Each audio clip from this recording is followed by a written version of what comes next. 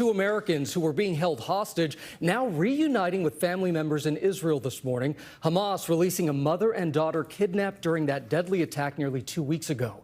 ABC's Britt Clennett is in Haifa with more on that. Good morning, Britt. This is a sliver of hope in this tragedy. It is. Good morning, Gio. There is immense relief as an American mother and daughter are freed from captivity in Gaza, raising hopes for many other families desperately waiting for news of their loved ones. Overnight, the moment two American hostages are released from Gaza, the nightmare for one family finally over. I haven't been sleeping for 2 weeks.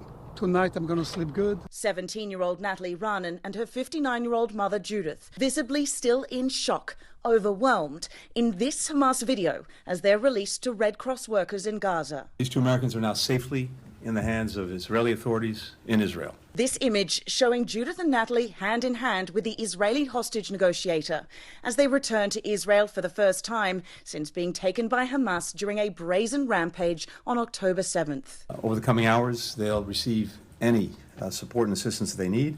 And of course, we're very anxious to be able to reunite them with their loved ones. Secretary of State Antony Blinken also thanking the Qatari government, which brokered their release. The mother and daughter, dual Israeli-US citizens from the Chicago area.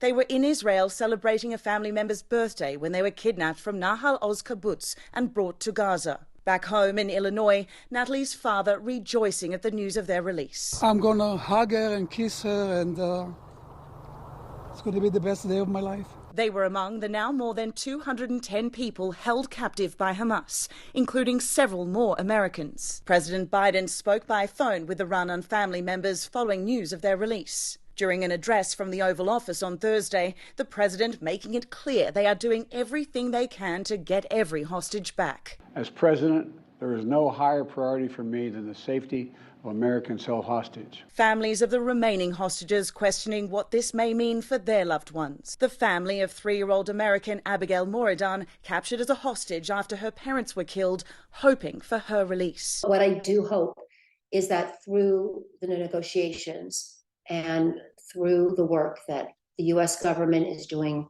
that they will get the safe release of Abigail, the other American hostages, and all the hostages. Hadan Das also drawing strength from their freedom.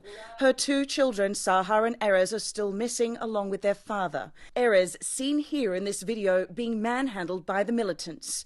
The fight for Hadas far from over. I don't have time to feel. I just work and work and work and fight and fight. But in the night, when I put my head on the bed, I can hear my child scream to me, "Mom, Mom, help! Mom, come and save me!" Hadas there in deep despair. She carries on her desperate search for her kids. Now, we've been following the Dan family since day one. 5 relatives killed, 2 just found dead. Sadly, their nightmare continues. Israeli Prime Minister Benjamin Netanyahu saying they will not relent in their effort to return all of the hostages. Just heart-wrenching stories. Britt Clennett for us. Thank you so much. Let's